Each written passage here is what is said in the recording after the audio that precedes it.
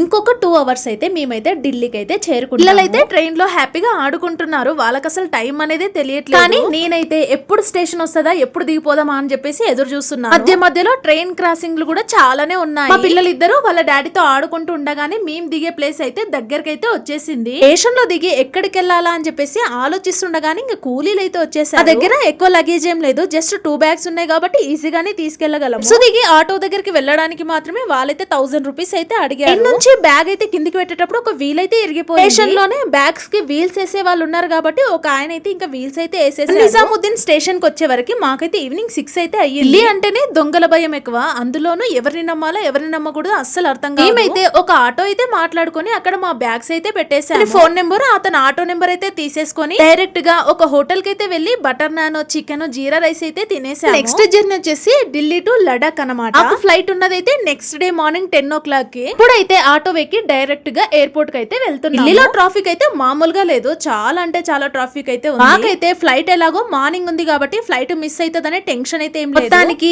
Indira Gandhi international airport కి అయితే క్షేమంగా చేరుకున్నాం. ఫ్లైట్ మాకు మార్నింగ్ ఉంది కాబట్టి లోపలికి అలో చేశారా లేదా అనేది నెక్స్ట్ వీడియోలో. ఒక చిన్న లైక్ ఇచ్చి వెళ్ళండి.